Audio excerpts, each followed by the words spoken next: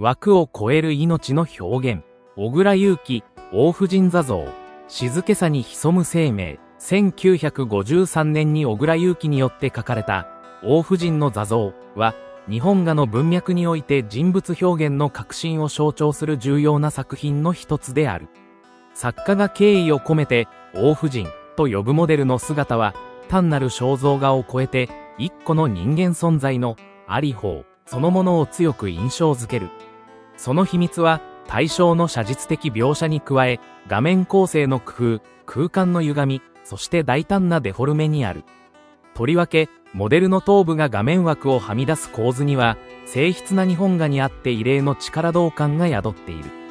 小倉祐樹がこの作品で成し得たのは、日本画という伝統的枠組みの中で人物表現を生き生きと蘇らせる試みであり、その成果は今なお新鮮な感動を持って私たちを魅了し続けている。大婦人の座像でまず注目すべきは、モデルの姿勢に宿る静かな強さである。正座という形式的な所作において、骨盤を正しく立て、上半身の重さを骨格で無理なく支える姿は、単なる美しい型を超えて、日常の中に培われた身体感覚の表れである。画家はここに、知的で教養ある女性の内なる品位と、しなやかで自立した精神性を重ねてみていたのではないか。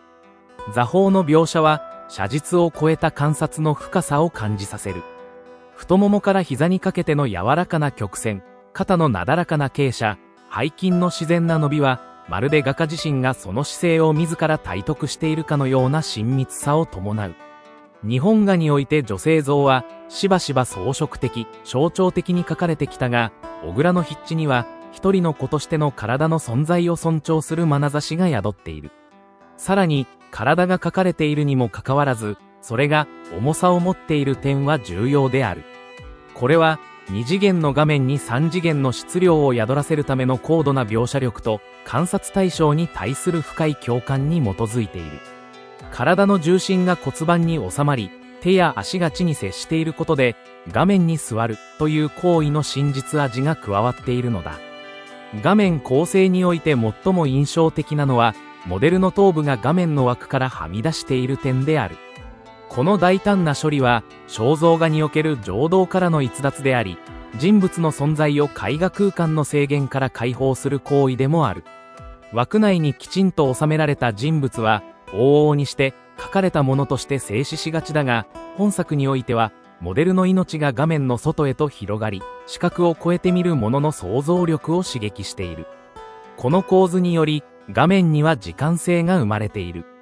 人物がただ座っているのではなく、今まさに何かを感じ、考え、言葉を発しようとしているかのような一瞬が切り取られているのである。頭部を枠外に出すという手法は、空間的拡張のみならず、心理的な躍動をも生み出す装置となっている。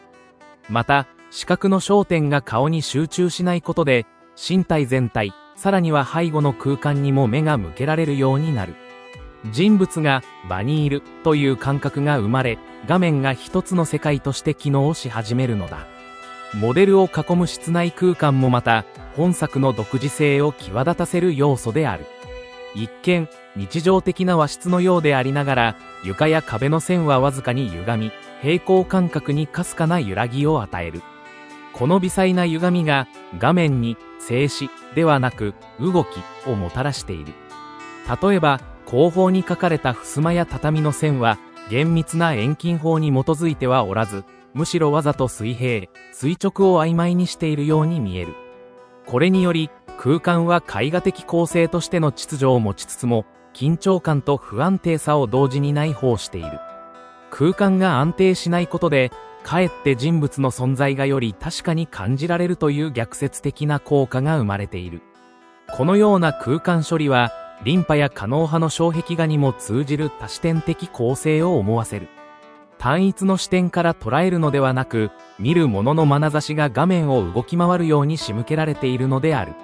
小倉祐樹が語った楽しい人物画という言葉には、単なる微笑ましさではなく、人物が生きているという感覚をどう画面に持ち込むかという課題意識がある。大婦人の座像においては、写実的な観察と装飾的なデフォルメが緻密に統合されている。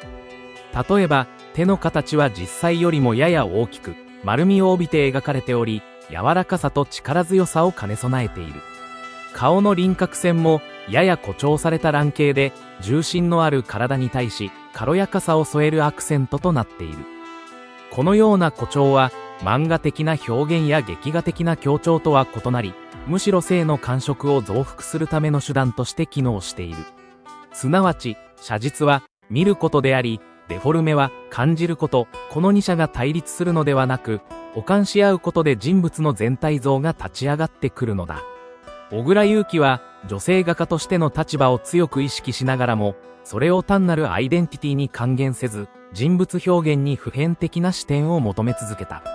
だが、その眼差しにはやはり、女性だからこそ描ける繊細な共感や距離感が宿っていることは否めない。王夫人の座像において書かれているのは単なる他者ではなく、私と等しい他者である。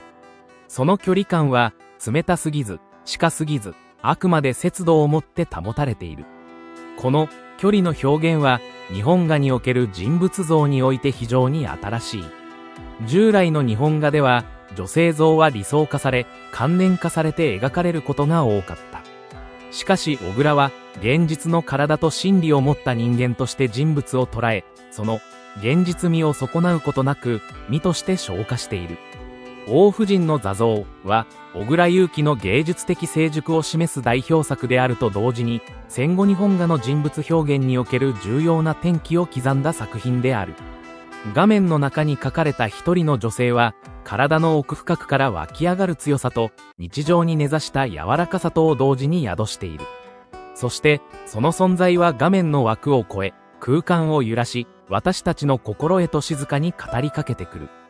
人物画がパターンに陥りやすいという自覚のもとで、生きたイメージを追求した小倉の眼差しは、今もなお、新たな視点で人間を見つめ直す契機を私たちに与えている。